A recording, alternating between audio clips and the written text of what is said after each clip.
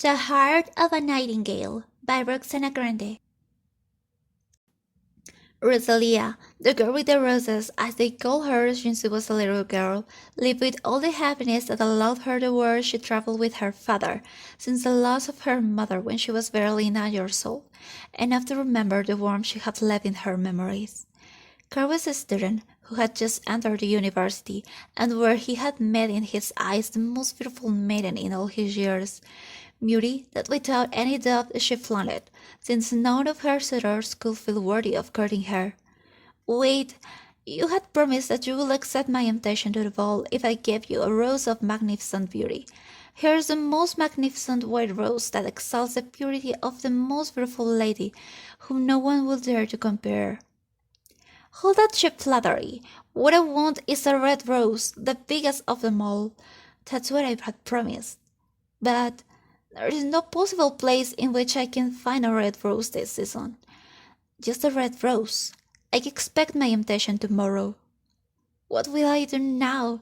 There is nowhere I can get a red rose. The young student returned in grief, realizing that his last chance of being reciprocated was going away without possible return, so much so that his deep sighs reached Rosalia's ears. Carl, has something bad happened? Bad? It is the end for me. I need a red rose, but I do not find any, and everywhere they had withered. Is it because of that young lady? Yes, my heart is aching because my feelings can't reach her. It weighed heavily on Rosalia to see the sorrowful expression of the student who had captured her heart from the moment he had approached her father and her. Too much to consider her a precious friend, but not enough to match what she hid in every look they crossed. Don't worry, Carl. I'll help you get the rose you need so much. Are you serious, Rosalia? Would you really help me? Yes, I hope that can reassure you a little. Oh, Rosalia, would a fortune to have your help. Without you, I don't imagine what will be of me. Don't worry. Wouldn't it be better if you went at once to prepare for tomorrow? But you do not have to worry. I will send a notice when I have the rose. You do not know how infinitely grateful I am to you. I owe you my life. As the young student commenced to enlist everything he had to declare himself to his beloved, Rosalia retired to the depths of the garden, where the skin and palms of her hands began to be covered with feathers of a soft brown as the color of her hair. The dusk was almost over the residence, being that the signal for the transformation to happen, turning Rosalia into a nightingale that passed unnoticed by its so light and tiny form. This is how she took flight, by registering each area and requesting help from each small creature that she found in her pathway. But she did not succeed since, after last winter, no rose bush with the rose she needed had survived to open its petals.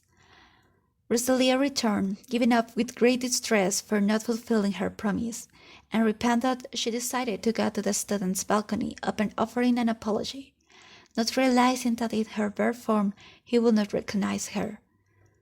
Beautiful nightingale, why are you sad? A voice attracted her. It was the spirit of the rose tree that lay underneath the balcony. I need a red rose with urgency. I do wish to help you, but I have not been able to give a single rose, even if all mine are red. If you really need it, I'll tell you a way to obtain it. I just need your beautiful singing until dawn, and some of your blood. Is that all of it? Only that will suffice. Then the young lady accepted, without measuring the consequences of her actions, because as the hours went by, she felt the lethargy take over her body by allowing the thorns of the rose to pierce deeply within her chest. When the morning arrived, the student woke up and rubbed his eyes, waiting to receive information from Rosalia about the rose he was so anxious to obtain. Instead, his expression turned to a brimming with joy as he noticed the most beautiful and majestic red rose that he managed to glance on the windowsill of his balcony. But what is this? It's a miracle! Poor little bird, it must have tangled up with the briars of the rose bush. The student got ready and set off on his way to the home of his esteemed professor to offer the rose to his daughter and formally invite her to the cavern imperial ball. "What do you intend with this?" I've brought the red rose you long for. The most—" "Shut up!" The lady drew a loud slap. "Can you sit and will listen? I've already found someone worthy to invite me to the ball. Return immediately before anyone else sees." After great humiliation, the student returned to the residence where he was staying, with a heedless look to throw a cry of horror when finding Rosalia at the foot of his balcony in the cold grass, almost without a pulse, in her chest with a large wound as if her heart had been utterly blood-drained. "Rosalia." "Sorry, girl. It took me a long time to deliver the rose." "The rose? What are you talking about?" It was at that moment that he realized what had happened. "Don't cry. I love you." Carl simulated that the inert body of the nightingale was in fact that of his friend, and with her confession, his heart weighed as it had not before.